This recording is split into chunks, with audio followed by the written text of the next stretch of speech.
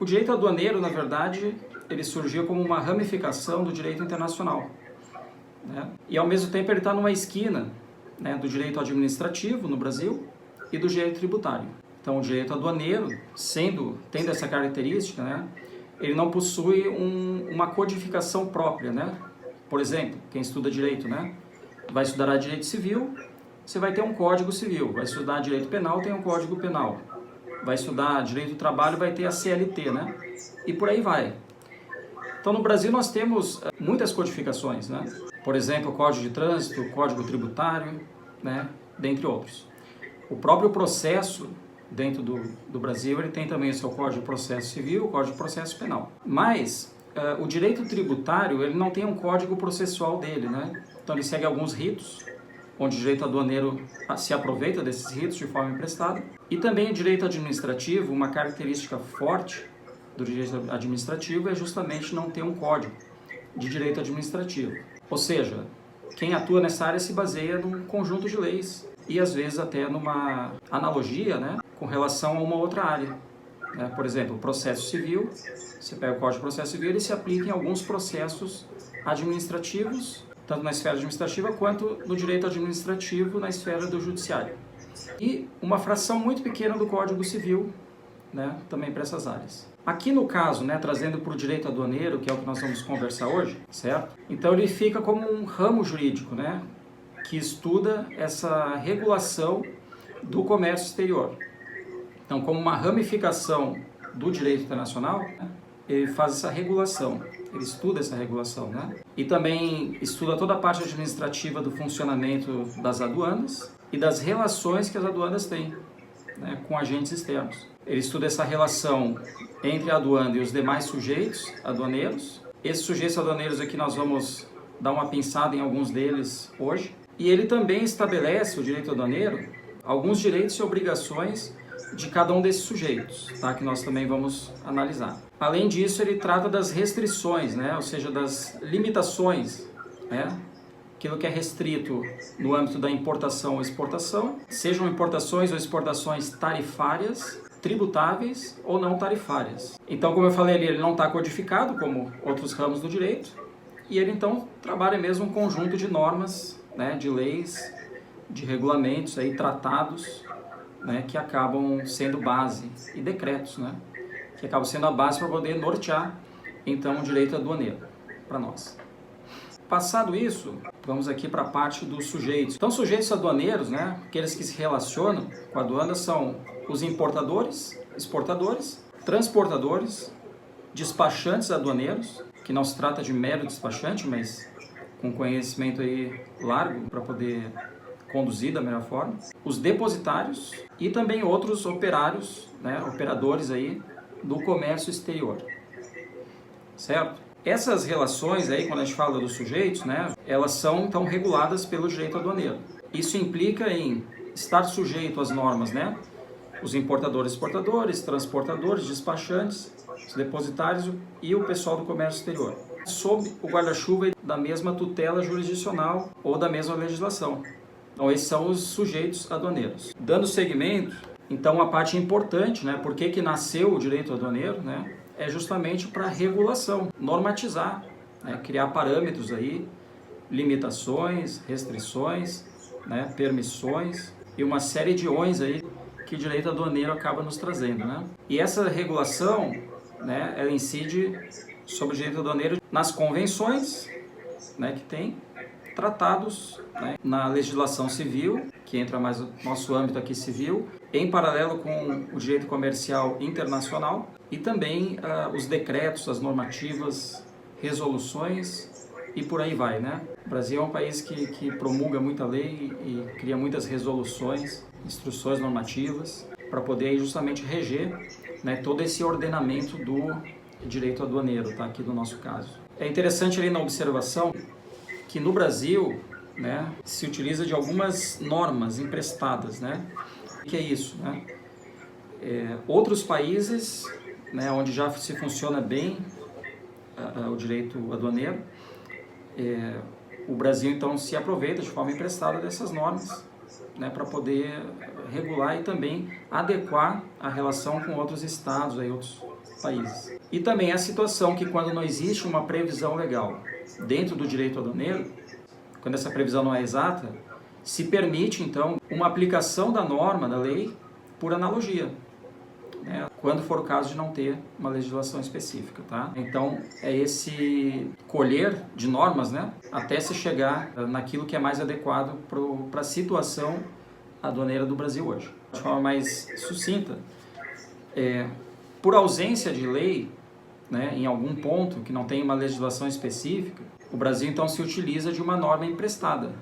Essa aplicação eles chamam, né, de aplicação por analogia. E essa aplicação por analogia ela é aceitável no ordenamento jurídico brasileiro quando não se tem uma norma específica, né, que aprofunde naquele ponto.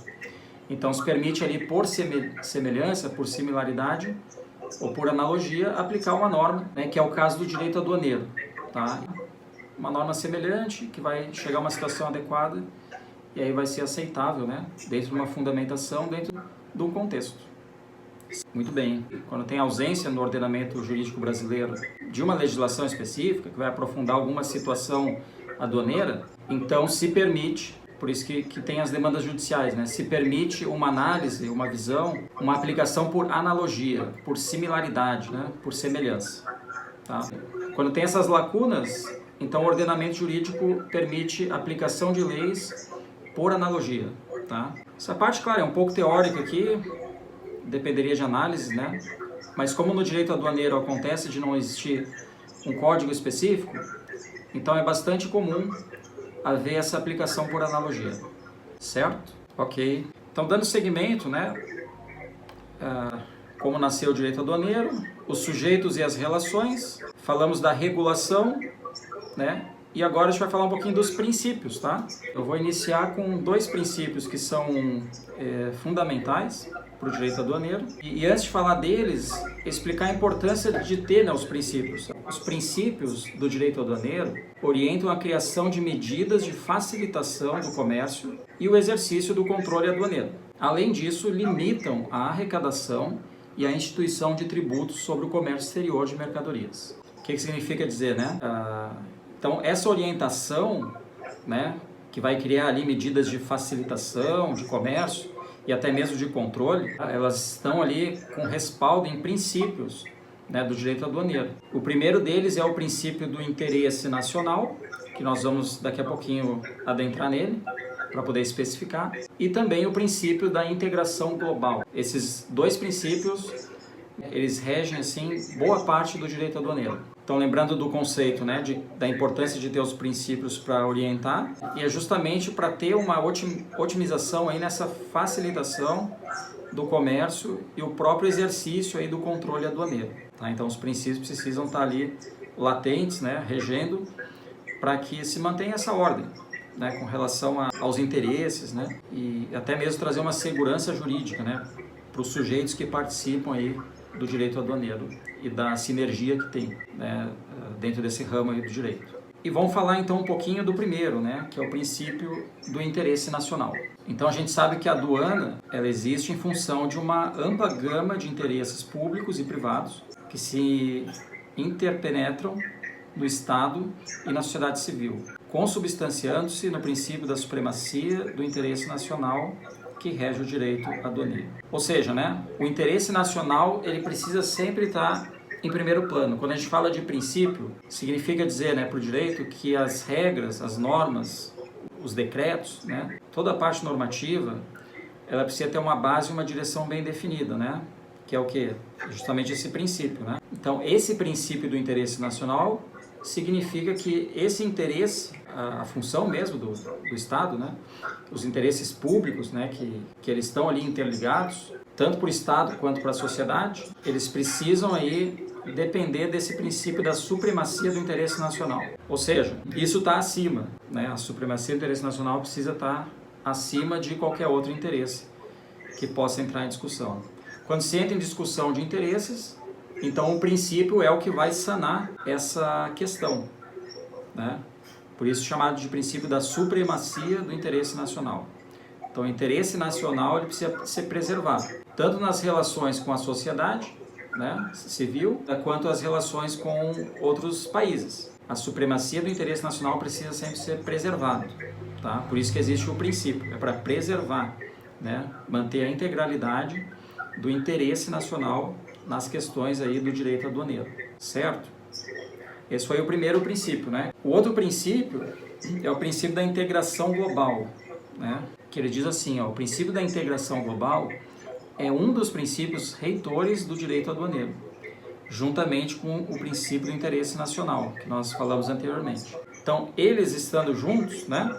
Integração global e preservando o interesse nacional, aí se chega num resultado que justamente protege esse interesse do Estado, interesse nacional, tá? Até repetindo ali, porque os princípios, né, os princípios do direito aduaneiro orientam a criação de medidas de facilitação do comércio e o exercício do controle aduaneiro, e limitam a arrecadação e a instituição de tributos sobre o comércio exterior de mercadorias.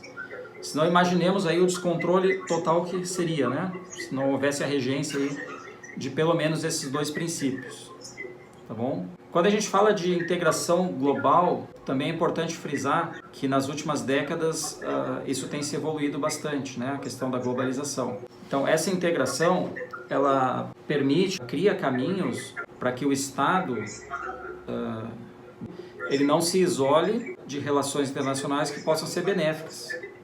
Então, como esse princípio ele é um dos fundamentais do direito aduaneiro, isso nos dá uma segurança de que, né, essa integração global, né, que é muito latente nas últimas décadas e vai ficando cada vez mais importante, essa integração global ela precisa também ser preservada, né? Ou seja, fechar portas, né, no cenário que nós vivemos com relação à globalização, isso seria extremamente prejudicial para o comércio exterior e até para o próprio desenvolvimento, vamos chamar assim, social, comercial do país, né? Então esse princípio, se formos aprofundar assim, ele tem diversos caminhos aí que talvez na nossa noção atual de globalização faça mais sentido.